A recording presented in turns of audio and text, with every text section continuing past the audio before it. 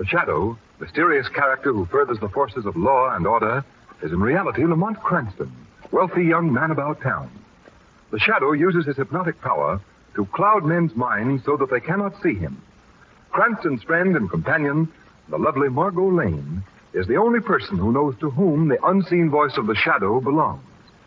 Today's story, The Inventor of Death.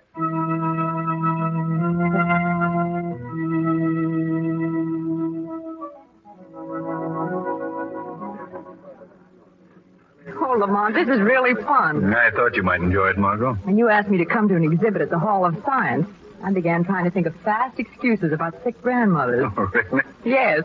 I pictured a lot of stuffy old men mumbling in their beards about relativity or something. I see. This is really exciting. Look, what's that over there? Well, they have a sign up. Let's find out. All right. Demonstrating the scientific marvel of the age. The mechanical man. Mechanical man? That's what it says. It walks, talks, answers questions. Although made of metal, it can duplicate many things that man can do. Oh, come on, Margot, we can't miss this. Oh, Lamont, you've seen robots before. Yes, but you never know when one may be different, more advanced. Well, I'd like to bet this one's no different from the rest. Well, you can't. I beg your pardon. I couldn't help overhearing what you were saying just now. I hope that you'll forgive my intruding, but I think if you do go in, you'll find that this robot is entirely different from any that you've seen before. Oh, is it really? You seem to know quite a lot about it. Well, yes, I do. As a matter of fact, that is... You see, I invented it and built it myself. Oh, really?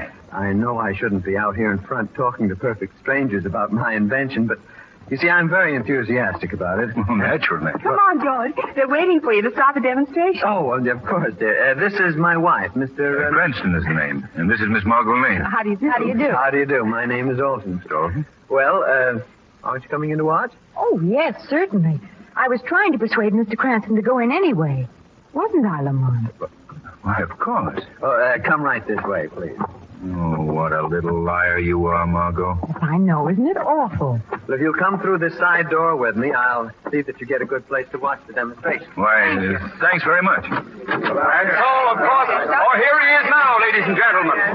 I'd now like to present the inventor of this mechanical man, Mr. George Alton. Mr. Alton, would you please step up here on the platform? Thank you. Thank you very much, ladies and gentlemen. Before I proceed with the demonstration, I'd like to tell you a little about this invention of mine. This galvanized gargantua is constructed on an entirely new principle. He is electrically controlled and can be operated by this small box here on the table. But he also responds to commands in the mind of the operator, rather than to certain sounds of the human voice, as has heretofore been the method of operation.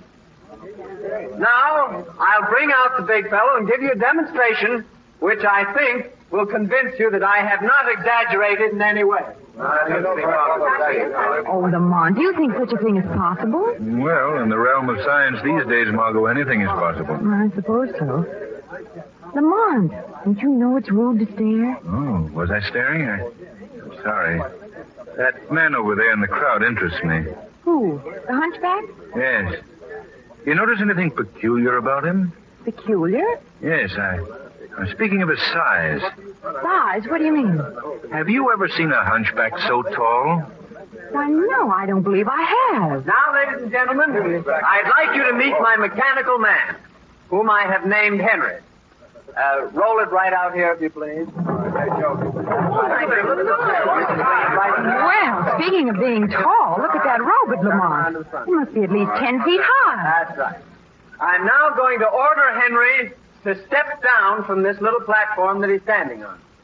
Now, you will notice that I don't give him any particular word. I just think the command, and Henry will obey. Now, watch.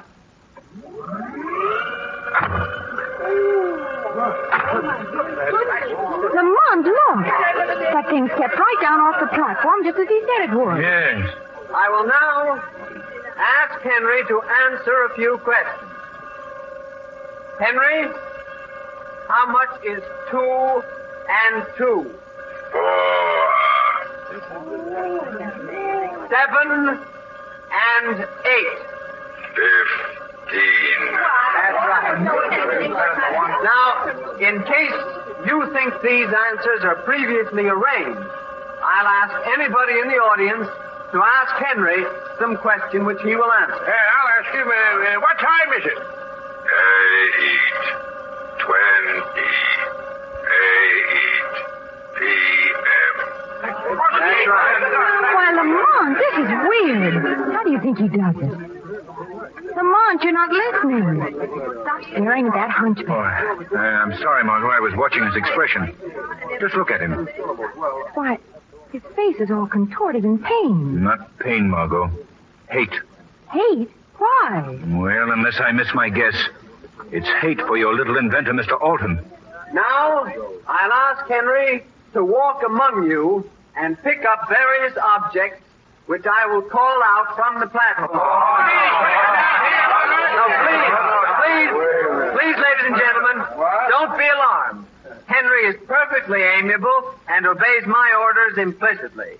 He wouldn't harm a fly. Well, that may be so, but if that two-legged tank's going to walk around here among us, brother, I'm getting out. I'm very sorry to lose you, sir.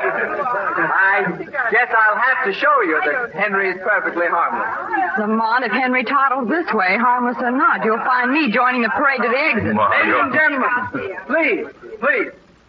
Now, you see the young lady sitting on the chair at the other end of the platform. That is my wife, who is not afraid of Henry.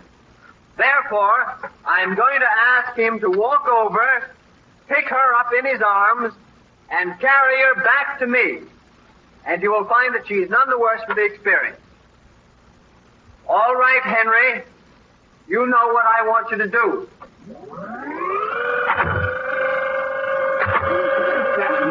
She has more nerve than I have. That robot is almost human in its reactions, Margot. That's right. Look, that creature is picking Mrs. Alton up out of the chair. Oh, she looks so small and helpless. Come on, I'm afraid. Oh, I don't know why you should be frightened, Margot. Probably done this hundreds of times. See how he holds her in his arms? That's what he's trained to do. And now he walks with her.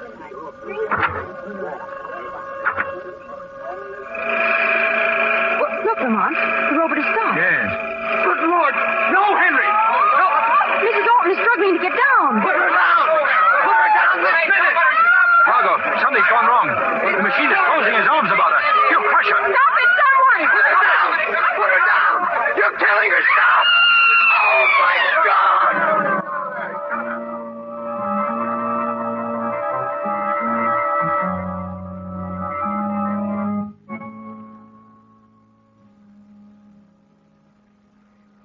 Jim, I've simply got to get out of here. Darling, the police have ordered us to stay here.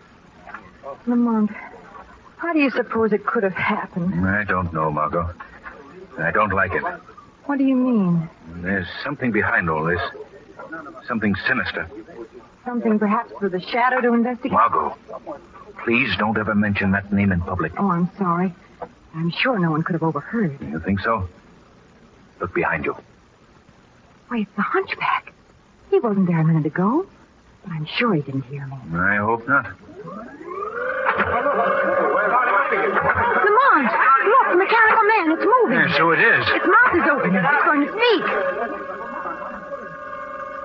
The shadow must die. Oh, Lamont. I'll be. Lamont, what does it mean? I haven't the faintest idea. Let me go! Let me go, I tell you! Mr. Alden, the doctor said... I don't care what the doctor said! I don't care what anybody said! I got to do this before it's too late! Please, Mr. Alden! Go! Oh, look, Lamont. The inventor's going up to the robot. What's he going to do? Smashing his invention to bits. The shock has put him out of his head. Margot, we've got to get that boy out of here.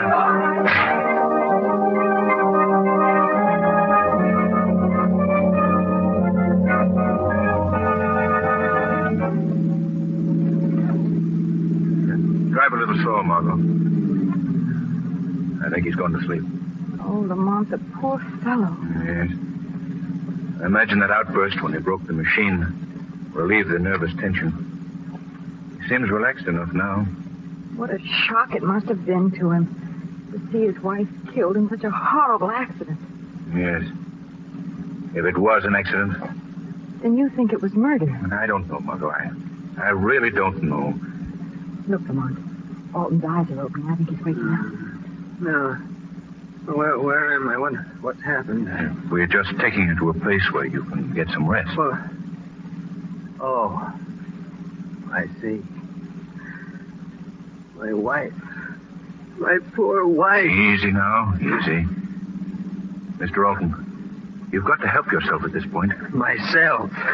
What does it matter about me? Mr. Alton, do you have any enemies? Anyone who might be jealous of you or your invention? Enemies? No. Well, unless Dr. Zaruga. Dr. Zaruga, who's he?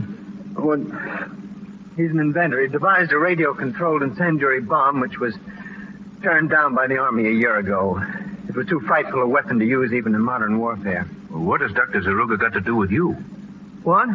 Well, at the time the Board of Science accepted my invention for display, they turned down the robot invented by Dr. Zaruga. He was furious and... Oh, what does it matter now? What does anything matter? Why was Dr. Zaruga furious? He felt that it was being discriminated against in favor of others whose inventions were not as good as his. Made a scene about it. Then went back to his laboratory next to mine on Providence Street and locked himself in. He wouldn't see anyone for days. I see. One more question, Mr. Alton. This Dr. Zaruga, is he a hunchback? No, I believe he was at one time a high military officer in some European army. He was distinguished by his military bearing and piercing black eyes. Why do you ask? Oh, just an idea. I guess it wasn't a very good idea. Margot, see that car coming? Get over to the right-hand side of the road, Margot. Lamont, something's wrong with the steering wheel. What? I can't control the car. Put on the brakes, quick. I can't. The controls are locked. Margot, you've got to... Look out, we're going to crash!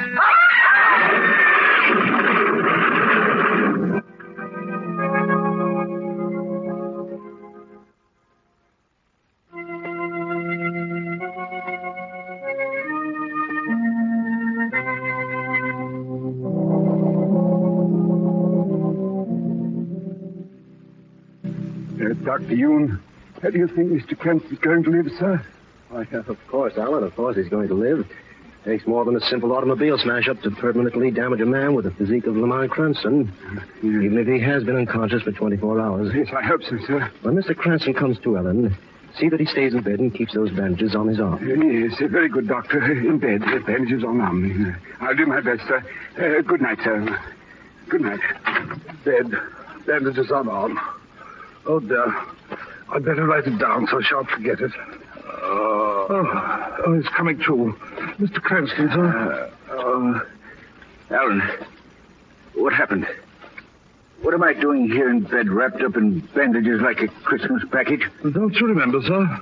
You've been unconscious for 24 hours. If I've been unconscious for 24 hours, how could I remember? Well, yes, sir. Quite so, sir. Well, what happened?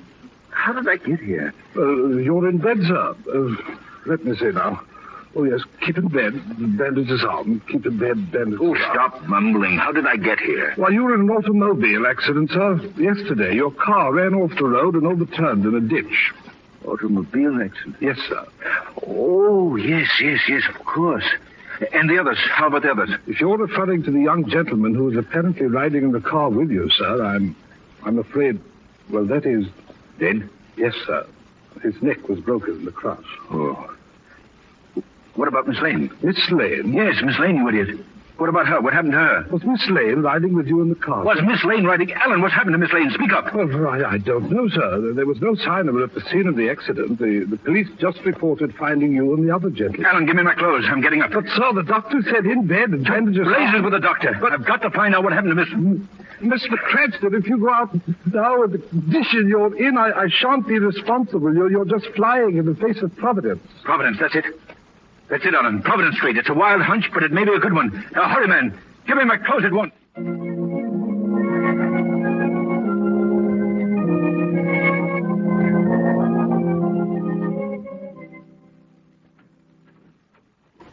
Oh, it's you. Yes, my dear. Dr. Zaruga, your humble servant. You were hoping for someone else, eh? I don't know what you're talking about. Oh, yes, you do, my dear Miss Lane. Why do you keep me here locked in your laboratory? Why don't you let me go? Oh, you fiend. You inhuman fiend. Human? Perhaps my character deceives you. I think you are being confused by my appearance. My hunchback. Oh. Why, you're not... No. That hump on my back contains the electrical equipment by which I not only control my own inventions, but those of other inventors, who unfortunately are not as brilliant as I am. Then you're not a cripple. No. No, I tricked them all. Silly fools. They wouldn't look at my inventions. So I caused your car to crash off the road, killing that little upstart Orton. I made his robot run amok. I forced it to kill his wife. Oh, you... Now, what do you think of me? I think you're a madman. A maniac. Oh, that poor girl. Seeing her crushed like that. Oh, you murderer. Oh, you still don't believe I'm the greatest inventor the world has ever seen. Well, I'll show you. What are you going to do? Why are you keeping me here? Because, Miss Lane, I overheard you make some reference to the Shadow. The Shadow? Yes. You see, I have always wanted to meet the Shadow. Meet him on my own grounds. Because the Shadow is the only man who could possibly ever unmask me. I thought perhaps if you disappeared, the Shadow might try to rescue you. Oh, no. But I see I overestimated his powers. The Shadow has not appeared. Therefore, Miss Lane, I am going to slightly alter my plans. I am going to give you a treat. What do you mean? I am going to demonstrate for you a robot I have invented. When you have seen it, I think you will admit that a terrible injustice has been done me. No. No. You will see it. Of course, you may not survive the demonstration. Oh, no. But that can't be helped. As a matter of fact, it's just as well. You know too much about me. Stop. Stop taunting me. I keep it in a secret compartment. I open this panel. Oh. And there it is. Oh, how ghastly. I admit it is not a pretty sight. You see, my dear, your little friend Alton built his robot for constructive uses to benefit mankind. Mine is for destruction, a weapon for war. Imagine a regiment of robots like this marching against flesh and blood men. How horrible. And now, I will show you how he works.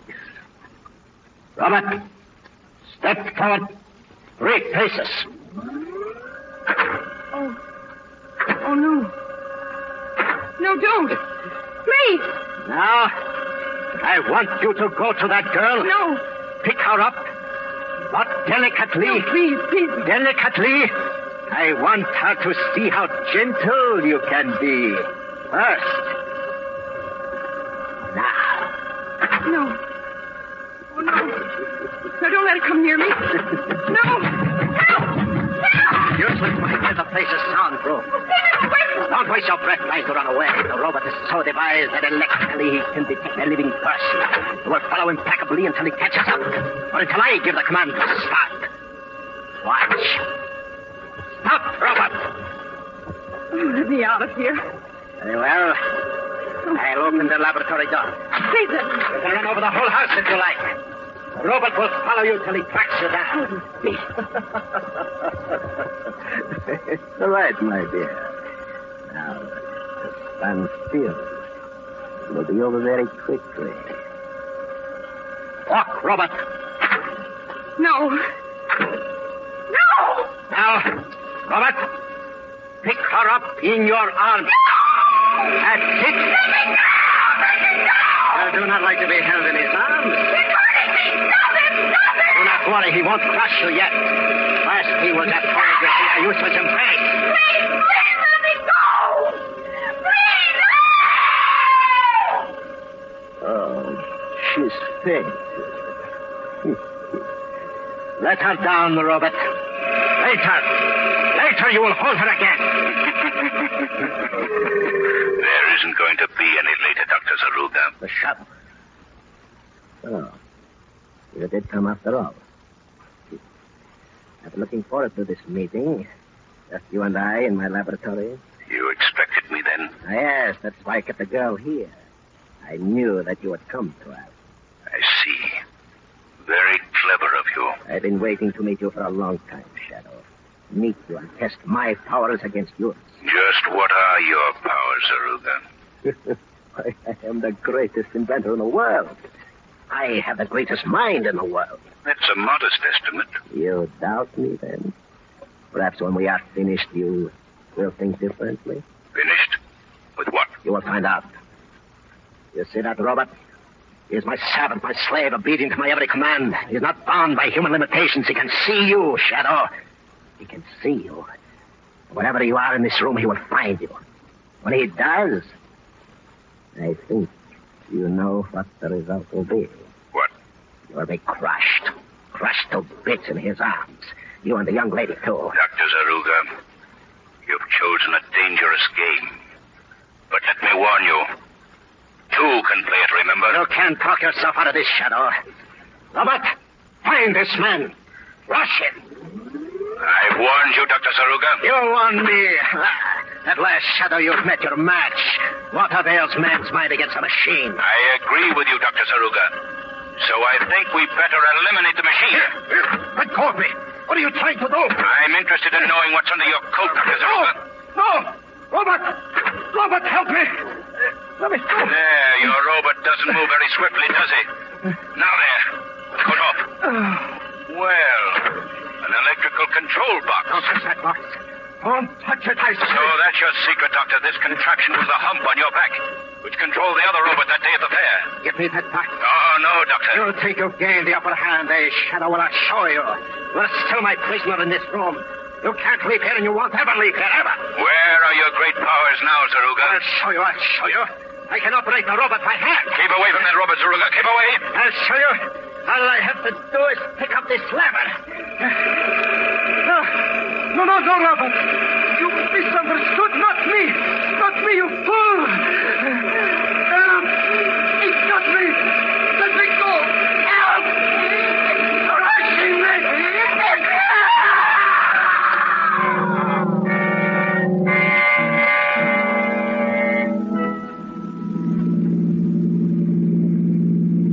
You feeling all right, Margot? Well, I guess so, thanks. But it does seem good to be out of that place. Yes. They're destroying Zaruga's robot. It's a pity in a way.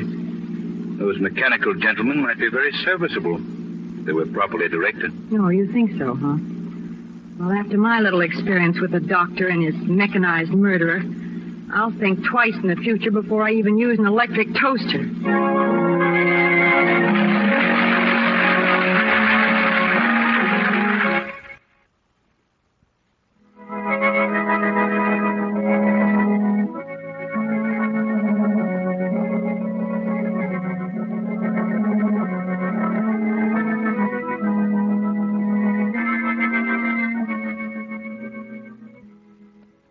Today's program is based on a story copyrighted by the Shadow magazine. All the characters and all the places named are fictitious.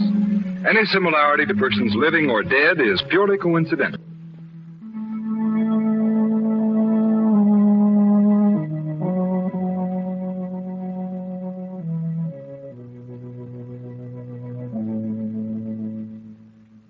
The weed of crime bears bitter fruit.